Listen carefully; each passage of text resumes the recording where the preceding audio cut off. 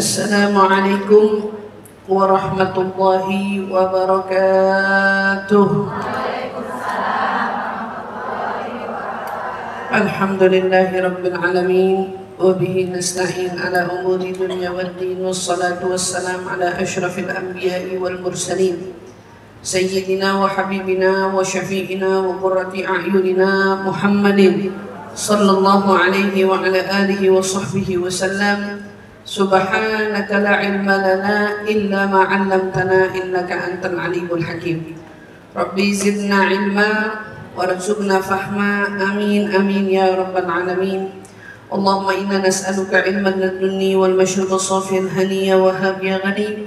Allahumma inna nas'aluka ilman ladunni wal mashruba safiyan haniya wa habiya ghani. Allahumma inna nas'aluka ilman ladunni wal mashruba safiyan haniya wa habiya ghani. Alhamdulillah, limpahan syukur bersama kita panjatkan kehadirat Allah Subhanahu wa taala, Zat yang telah menghadirkan kita ke tempat-tempat yang mulia, yang insya Allah dengan izinnya Dia perkenankan kita mendatangi tempat-tempat yang mulia di dunia. Insya Allah, Allah pun perkenankan kita untuk menduduki tempat yang paling mulia di surga, insya Allah, bersama dengan manusia yang paling mulia, junjungan Nabi kita Muhammad sallallahu alaihi wasallam. Amin amin ya rabbal alamin. Nikmat besar, nikmat yang Allah anugerahkan kepada setiap hamba yang punya di dalam hatinya keterikatan kepada Allah Subhanahu wa taala.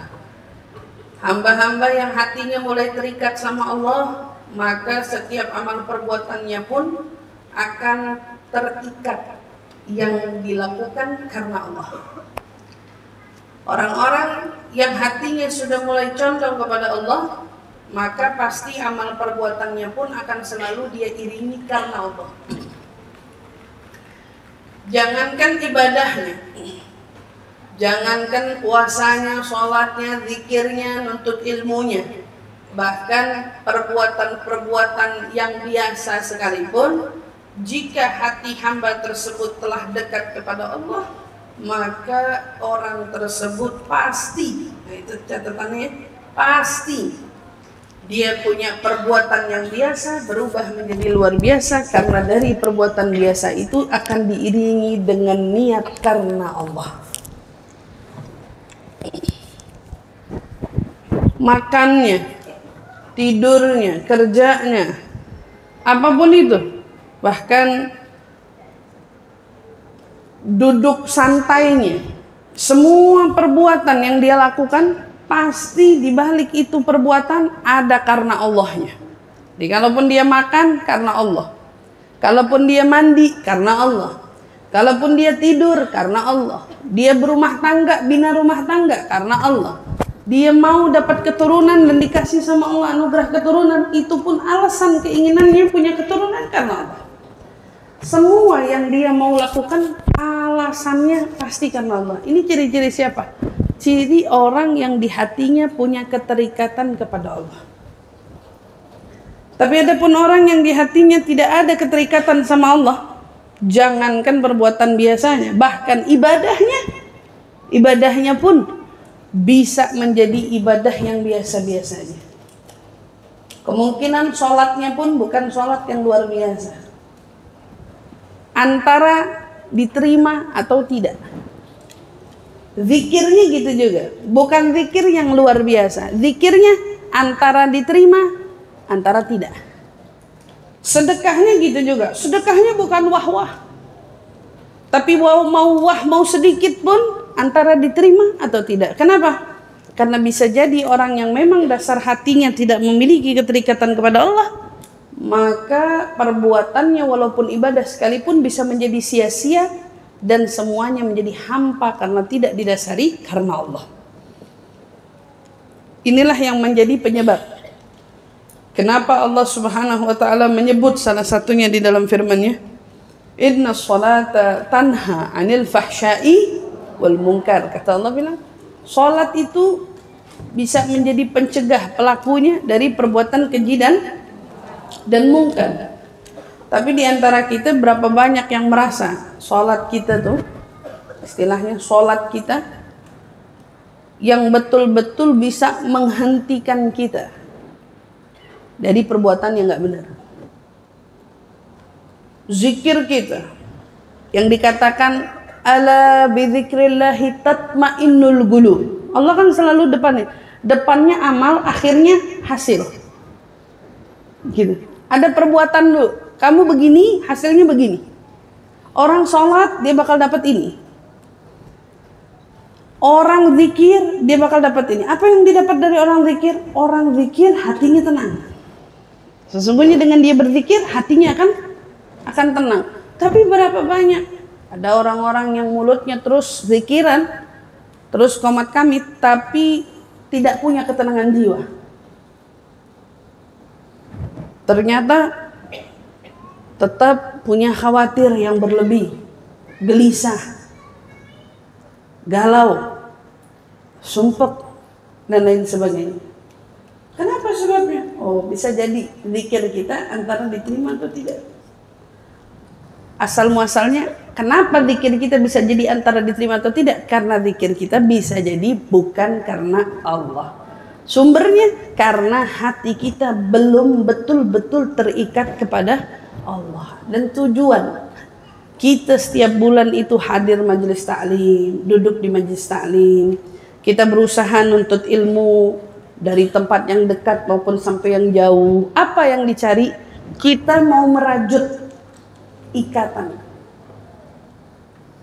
Kita kalau lihat benang jahit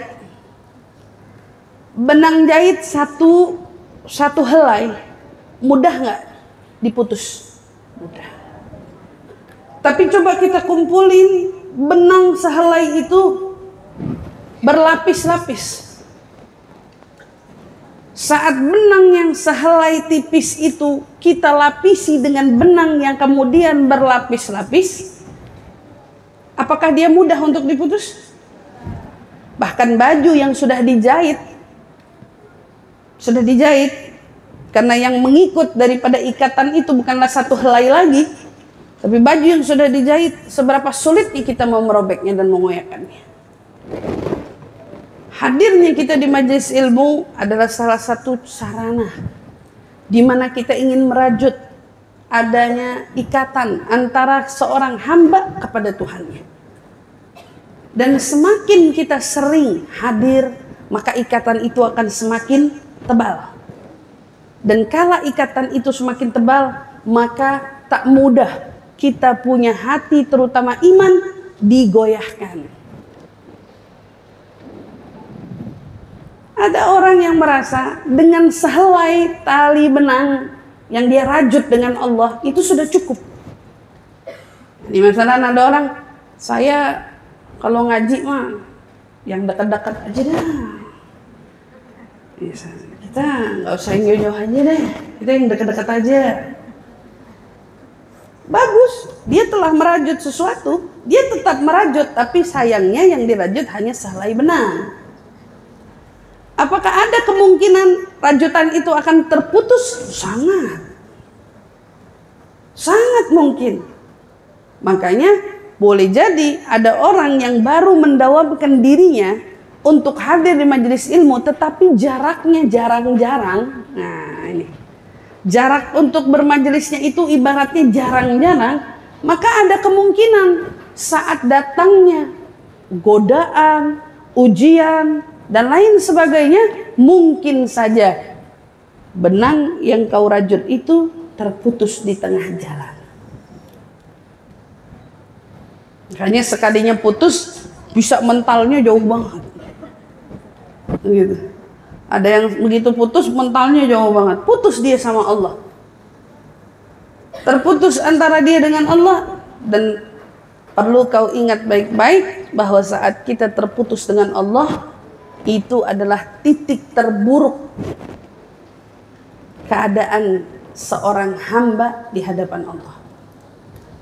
Kita bukan tolak ukurnya, titik terendah kita bukan karena lagi bangkrut, bukan karena lagi banyak hutang. Titik terendah kita bukan karena suami ninggalin kita. Titik terendah kita bukan karena nggak mampu bayar kontrakan. Titik terendah kita bukan karena kita yang mungkin kesulitan untuk mencari makan. Tapi lalu apa titik terendah kita? Titik terendah kita adalah saat kita tak punya jalinan kepada Allah. Itu titik terendah. Dan itu yang paling ditakuti. Maka tugas kita sebagai seorang hamba adalah terus berusaha merajut ikatan kita kepada Allah. Maka seorang ulama itu ada yang berkata, indama nuslih alaqatuna ma'allah yuslihullahu lana kulli syai. Di saat kita memperbaiki ikatan kita dengan Allah, jalinan kita dengan Allah, maka Allah akan permudah dan akan perbaiki segala sesuatu untuk kita. Saat kita merajut ikatan yang begitu indah kepada Allah, maka Allah akan buat segala sesuatunya akan indah, akan baik, akan bagus, akan berjalan seperti semestinya. Tapi syaratnya apa? Kau bukan merajut, kau bukan membuat jalinan indah dengan orang dulu, tetapi buat dululah jalinan indah itu dengan Allah. Buat dulu ikatan rajutan kita kepada Allah itu kuat, dan semakin menguat ia, maka akan semakin Allah perbaiki hubungan kita dengan yang lainnya. Alhamdulillah, kita dikasih kesempatan nimba ilmu, nuntut ilmu, belajar, berzikir, bermunajat. Tentu setiap kebaikan itu punya dampak kebaikan untuk kita. Semua, Bu. Apa aja itu? Semua perbuatan baik yang kita lakukan, walaupun hanya senyuman yang kita berikan kepada orang, itu akan ada dampak baik untuk kita. Semuanya. Tapi itu sifatnya seringkali sementara. Makanya kenapa Allah Subhanahu wa ta'ala menjadikan kita sebagai seorang hamba, ibadah itu nggak pernah ada batasnya. Nuntut ilmu nggak pernah ada batasnya. Sedekah nggak pernah ada batasnya. Coba perhatiin. Barangkali sholat ada wajibnya, yang wajib 5. Tapi ada pun sholat sunnah malah haddalah, nggak ada batasnya. Okay. Ngeluarin zakat, zakat punya batas. Untuk infak malah haddalah, itu nggak ada batasnya. Bayangin, haji wajibnya 1. Adapun yang mau berhaji mampu untuk yang berulang kali malah haddalah. Ente punya umur 70 tahun, semenjak usia berapa kamu berangkat haji, selebihnya kamu sanggup mau haji lagi, malah haddalah, nggak ada batasnya. Umroh mau berapa kali, nggak ada batasnya. Allah tidak pernah membatasi kita batasan bilangan maksimal kita dalam ibadah. Karena kemaksimalannya seseorang itu berbeda-beda. Tapi kuncinya kita tetap mau berusaha. Mau nyoba lagi, zikir lagi, ibadah lagi, nuntut ilmu lagi, di mana aja. Nah, sekarang momennya di mana-mana majelis mulai tutup. Majelis taklim mulai tutup, di mana-mana majelis taklim mulai tutup.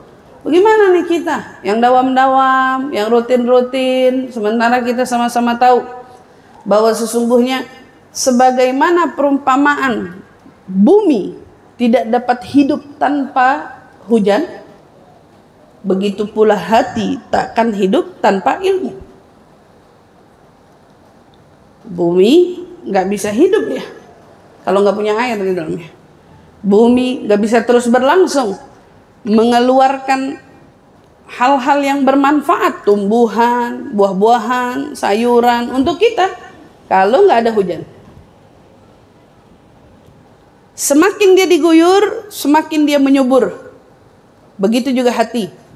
Semakin dia diisi dengan ilmu, semakin dia menjadi hati yang berisi. Hati yang hidup, hati yang terus menunduk kepada Allah Subhanahu wa ta'ala. Isinya sesuai dengan kadar ilmunya. Majelis mau tutup. Banyak majelis-majelis tutup. Gimana nih dengan kita? Walaupun majelis-majelisnya tutup, tapi sarana untuk kita meraih ilmu itu saya pastikan tidak akan pernah tutup. Itu yang harus kita ingat.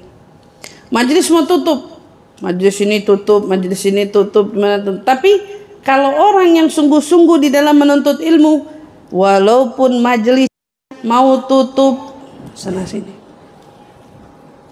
di sini biasanya rutin, waktu majelisnya tutup, ketahuilah tidak akan pernah tertutup akses orang yang mau menuntut ilmu. Jadi kalau majelisnya tutup, aksesnya gimana? Ya imma majelis taklim yang ada dia datangi, atau zaman sekarang zamannya sudah canggih, ada sosial media yang mengantarkan kita pada tausiah, yang mengingatkan kita akan tausiah, ada YouTube, ada Instagram, bisa kita simak nasihat demi nasihat di sana, asalkan peringatannya ingat betul, jangan sampai kau bikin hatimu mati karena tak kau guyur dengan air hujan ilmu. Jangan sampai. Nah, ini penutupan majelis taklim itu cuman apa? Ini penutupan majelis taklim itu cuman sementara. Cuman sementara. Yang insya Allah kita bisa tetap terus nimbah ilmu dimanapun kita berada.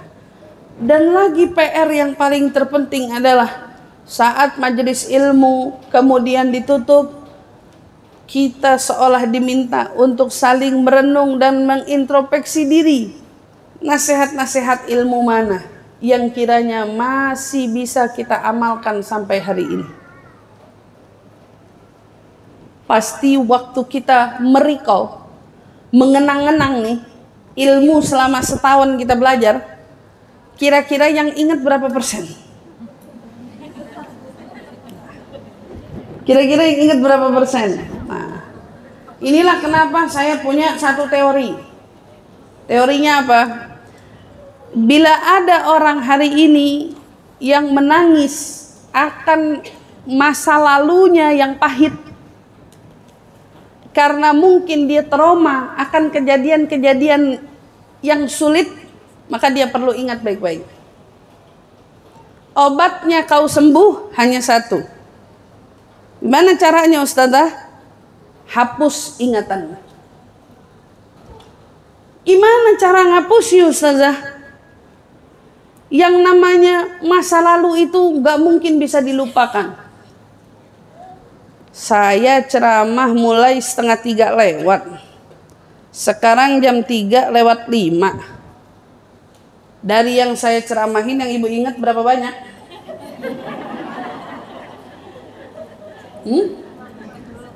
Kira-kira yang ibu ingat berapa banyak? Nanti. Halo.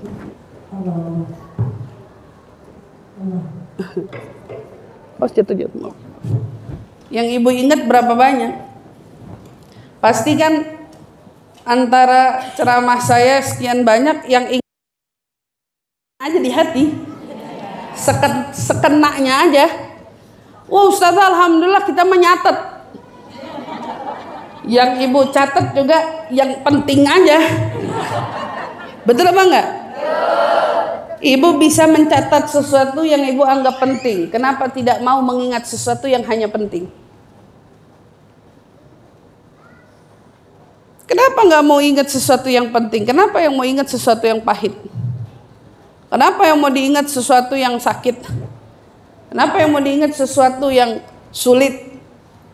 Dan kenapa tidak kita ganti yang kita ingat hanya sesuatu yang manis? Kau punya masa lalu, tapi tentu tak sepanjang masa lalumu itu pahit. Kau punya masa lalu, tentu tak sepanjang masa lalumu itu pahit. Tak sepanjang masa lalumu itu sulit. Tak sepanjang masa lalumu itu sakit. Di antara sulit, sakit, pahit, pasti ada manis. Pilihannya ada pada kamu. Tombol penghapusnya pun juga ada pada kamu. Maka yang bisa menghapus itu adalah keputusan diri, di mana kita memilih mau ingat yang manis atau mau ingat yang pahit. Kalau kita rasa tak mungkin, coba ingat baik-baik. Ya Allah, kalau memang mengingat masa lalu itu dan tidak mampu kulupa sampai saat ini, jangan hanya buat aku ingat yang pahit, tapi juga buat aku ingat yang manis.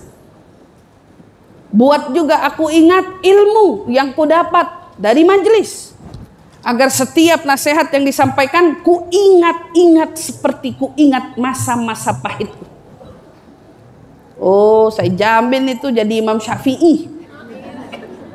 Kalau ada yang begitu, jadi Imam Syafi'i itu. Cuman ternyata kenyataannya nggak begitu. Kalau kita bisa tidak mengingat ilmu yang bermanfaat sebegitunya, maka sejatinya kenangan-kenangan pahitmu pun bisa kau lupakan. Kenangan-kenanganmu yang menyakitkan di masa lalu bisa kau hapuskan. Tinggal keputusannya di dalam diri kita. Bagaimana kita mau mengingat nikmat? Bagaimana kita mau menjadi hamba yang bersyukur kalau yang kita ingat itu adalah sesuatu yang menyakitkan? Sementara nikmatnya Allah begitu luar biasa. Ibu kebayang nggak? Waktu Nabi SAW mendapat perlakuan-perlakuan yang begitu kejam, yang begitu menyakitkan, yang begitu menyulitkan. Kapan tuh? Pada masa Nabi kita berdakwah pertama di kota Mekah. Berapa tahun beliau berdakwah? Beliau berdakwah berapa tahun? Beliau berdakwah secara sembunyi-sembunyi. Kurun waktu 10 tahun. Begitu sulitnya masa-masa yang telah beliau lalui. Begitu banyak orang-orang yang begitu jahat kepada beliau. Begitu banyak orang-orang yang menyakiti hati beliau. Sehingga beliau sendiri pun harus mengalami pengusiran. Orang-orang mengeluarkan Nabi dari kampung halamannya. Karena jika Nabi tidak keluar di malam itu, mereka sudah bersekongkol ingin menghabisi Nabi. Kan begitu. Mereka mau bunuh Nabi. Bayangin. Sehingga membuat Nabi mau tidak mau hijrah sembunyi-sembunyi. Hanya didampingi oleh sahabat setianya Sayyidina Abu Bakar As-Siddiq. Beliau pergi ke kota Madinah secara sembunyi-sembunyi.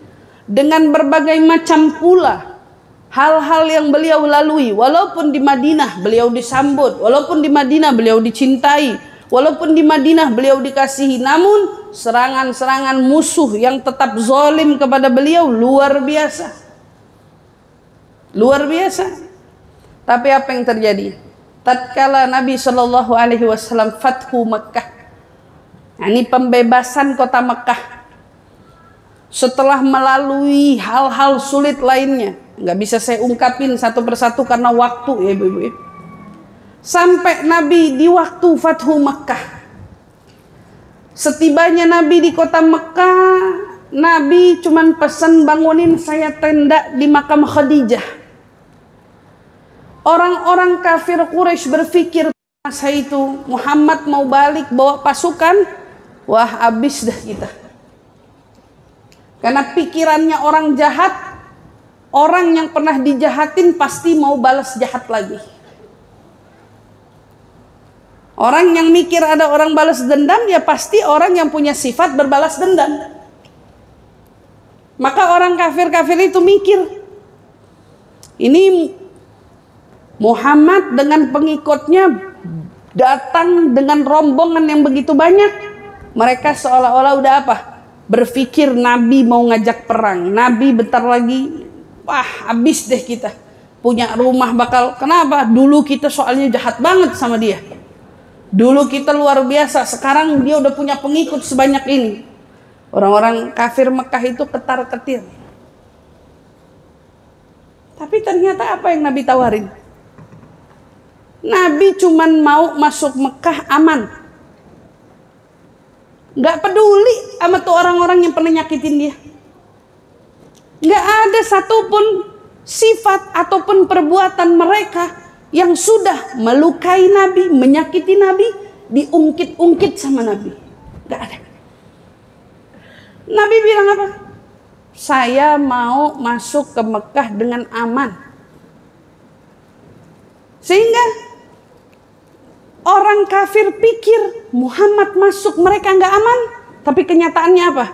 Justru Nabi masuk ke kota Mekah dengan pengikutnya, para sahabat ridwanullahu alaihim ajmain, mereka semua aman. Nggak tuh rumahnya Abu Sufyan disamper. Enggak tuh rumahnya siapa lagi disamper. Kamu dulu yang pernah ngusir saya, kamu dulu yang pernah mencemooh saya. Enggak ada. Tidak ada yang didatangi sama Nabi dengan niatan mereka yang jahat ingin dibalas. Enggak ada. Artinya apa? Yang berlalu itu sudah selesai. Dan enggak pantas lagi untuk kita ingat-ingat. Yang udah lewat tuh udah lewat. Yang nyakitin kemarin itu udah selesai. Jangan diungkit-ungkit di masa selanjutnya. Itu yang diajarin sama Nabi. Masuk. Bahkan Nabi itu orang yang disebut sama yang masuk rumahnya Abu Sufyan selamat. Musuhnya orang yang dulu pernah nyelukain dia. Orang yang dulu pernah nyinggung dia. Tapi Nabi punya hati yang begitu luas. Ngajarin sama kita, yang gak enak, yang pahit, kurang pahit apa itu? Kurang pahit apa? Mekah sebegitunya begitu dicinta sama Nabi. Beliau lahir di sana. Beliau tumbuh di sana, berkeluarga di sana, makam istrinya di sana. Beliau pernah punya kenangan indah di sana. Nggak ada. Tidak.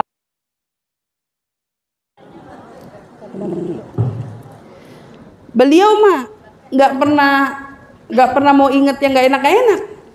Yang beliau ingat yang indah-indah aja. Makanya coba lihat.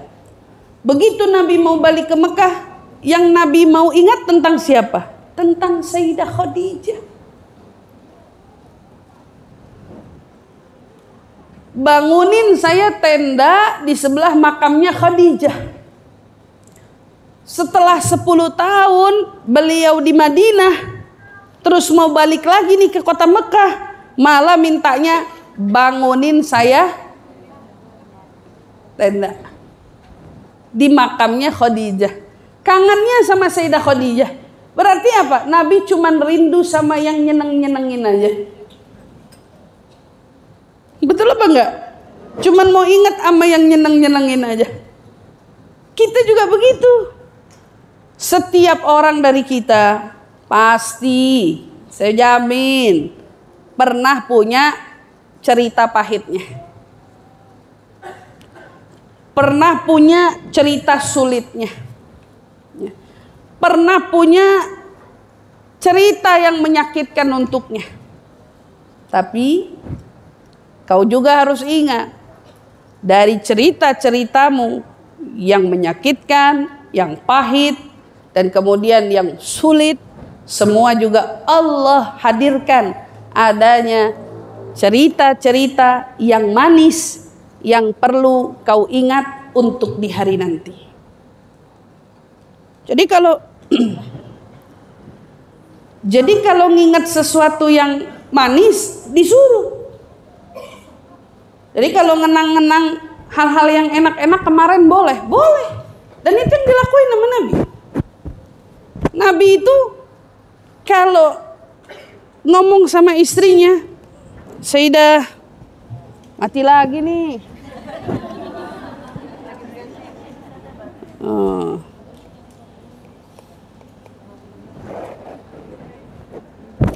Istirahat sejenak kita.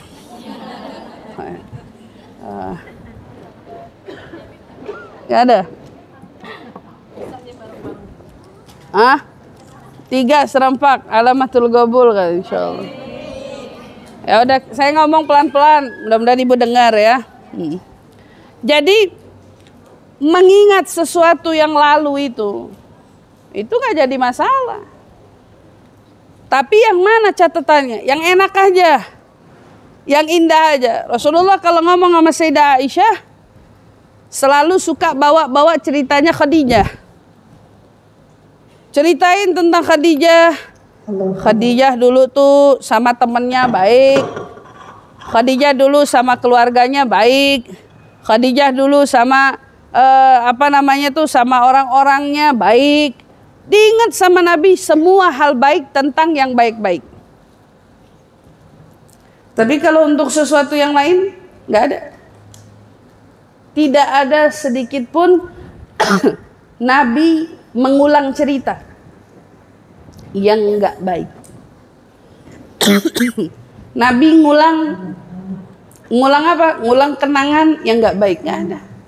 Dan itu menandakan kenapa cerita-cerita yang sakit, yang sulit, yang pahit itu tidak kembali diingat oleh Nabi, karena dialah manusia yang paling punya jiwa pemaaf. Dialah manusia yang paling mudah memberi maaf. Karena dasar hatinya pemaaf, maka semua hal yang dulu membuat beliau sakit, segala sesuatu yang pernah beliau rasa sulit, segala sesuatu yang mungkin beliau pernah hadapi dengan pahit, semua itu telah beliau lalui dengan apa? Dengan maafnya yang begitu luas dalam hatinya. Kenapa? Karena hakikatnya saat kita mengingat hal-hal yang pahit kemarin, hal-hal yang buruk kemarin, kita simpen ingatan itu, kita biarkan ingatan itu, kita sejatinya seolah sedang apa? Hadirin ibu-ibu yang dirahmati Allah, kita semua sedang mempertanyakan kepada Allah, ya Rabb, kenapa kau buat cerita yang begini di dalam hidupku? Berarti kita ini lagi ingkarnya sama siapa? Sama Allah. Azan? Masih terhim gitu, kayak terhim. Masih sholawat. Jadi kita seolah ingkarnya sama siapa? Sama Allah. Padahal semua hidupnya orang punya cerita. Dan cerita itu pasti bisa menjadi cerita indah yang menginspirasi, walaupun kelihatannya kau awali dengan sulit. Adzan belum, bingung ya sama suaranya, kira-kira. Baik. Nah, jadi kalau hal-hal yang kita bisa ingat, yang nyakitin terus diingat, itu artinya sebetulnya Allah anugerahin kita daya ingat yang luar biasa. Betul apa enggak? Kalau kita punya masa lalu dari tahun berapa aja kita masih ingat, saya ingat betul.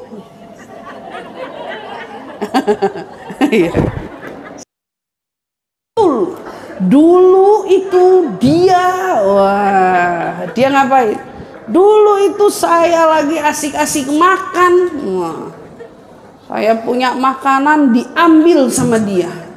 Sampai sekarang saya masih ingat. Nah, masih ingat.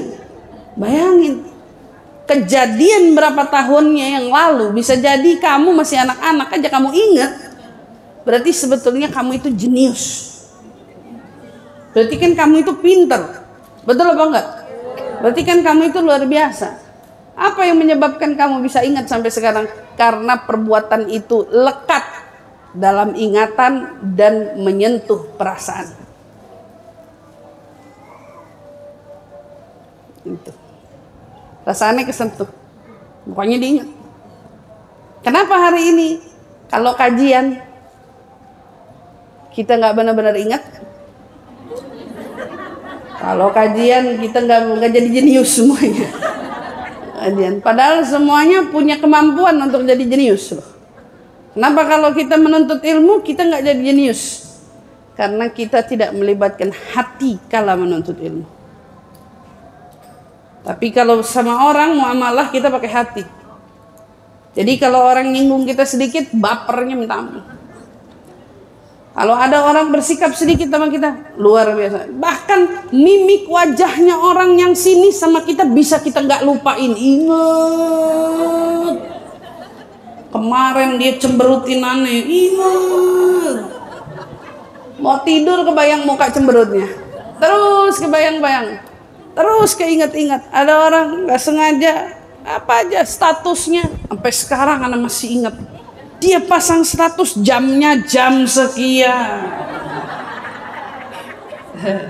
Tiba-tiba mendadak jadi jenius kalau ada perasaan, tentang perasaan masuk. Kenapa?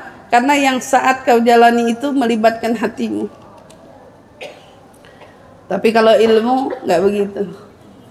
Saat ilmu kita dengerin aja. Lagi ustazah bawa cerita berasa kayak didongengin. Mana udara kayak gini tuh merem hilang. Pules maksudnya. Untung kalau di sini ada yang jual kopi di depan. Iya, ada yang jual kopi di depan. Subhanallah, enak pasti begitu. Bahasa enggak? Terus kok bisa ya? Anak ingat ustazah tadi ngomong apa? Tapi kebetulan pulpen hilang. Ntar sampai rumah mau dicatat, katanya ingat. Gitu sampai rumah, tadi apa ya? Satu ngomong apa tadi? Bisa lupa. Padahal hanya beberapa kata-katanya. Hanya beberapa kata-kata. Ada sebab ada. Sebabnya kau tidak melibatkan hatimu untuk betul-betul mau ingat. Karena sejatinya Imam Syafi'i sudah ngomong sama kita. Al-ilmu fis sudur, la fis sudur. Kamu tahu ilmu itu ada di mana tempatnya? Ilmu itu tempatnya di sini. Bukan di tulisan. Tulisan itu hanya formalitas. Yang mungkin barangkali ada yang terlewat, kau masih bisa kembali mengingatnya. Tapi sejatinya pencari ilmu sejati itu, mereka adalah yang menuntut ilmu lalu melibatkan hati. Saat dia menuntut ilmu lalu melibatkan hati, disitulah letaknya penuntut ilmu sejati. Makanya perhatiin, ada orang yang nuntut ilmu, begitu ustazahnya ngomong, dia berasa ketampar.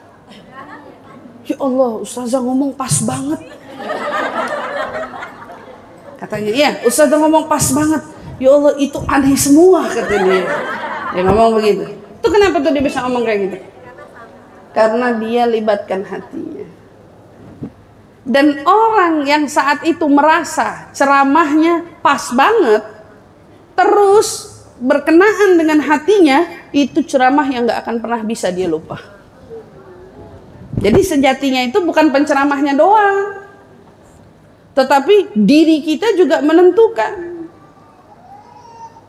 Bukan tentang ceramah enak atau tidak, itu alasan yang kesekian. Tapi di balik menuntut ilmu, yang kau perlu libatkan terutama adalah hati.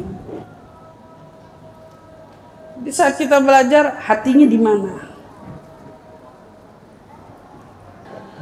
La ilaha illallah Muhammad Rasulullah sallallahu alaihi wasallam. Allahumma rabb hadhihi da'wati tammah wa salati al-qa'imah ati sayyidina Muhammadin al-wasilata wal fadilah wa syarafa wa darajatan 'aliyatan rafi'ah wa ba'athu al-maqama mahmudan alladhi wa'adtahu innaka la tukhliful mi'ad ya arhamar rahimin. Rabbi ighfir li wal walidayya rabbi ighfir li wal walidayya rabbi ighfir li wal walidayya rabbi ighfir li wal walidayya rabbi ighfir li wal walidayya warhamhuma kama rabbayana shaghira wa sallallahu ala sayyidina Muhammadin wa ala alihi wa sahbihi wa sallam walhamdulillahi rabbil alamin. Amin amin ya rabbal alamin. Jadi sebelum saya tutup, kembali lagi ingat, setiap dari kita sebetulnya Allah titipkan kepada kita itu akal-akal yang cerdas, ingatan yang luar biasa, namun seringkali kita salah menggunakannya. Punya, tapi yang kita ingat hal yang tak bermanfaat.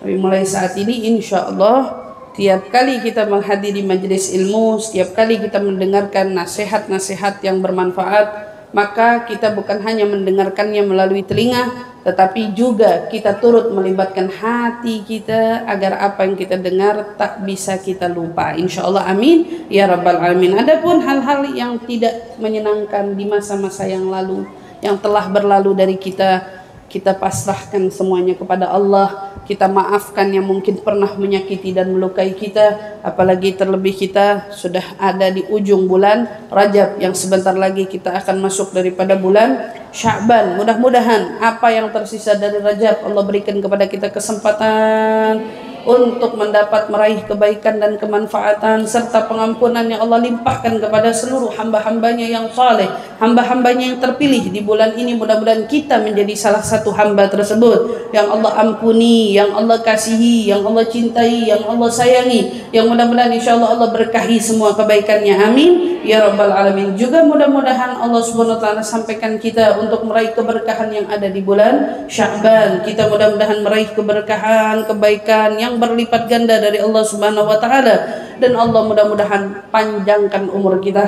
sampai kita dapat berjumpa di bulan suci Ramadan dalam keadaan sehat wal afiat. Allahumma barik lana fi Rajab wa Sya'ban wa ballighna Ramadan wa 'inna 'ala siyam wal qiyam wa qira'atul Qur'an wa qalil minal manam wal kalam wa ta'am ala hadhihi niyyah wa kulli niyatin salihah. Kita juga doain Bu Eri beserta segenap keluarga.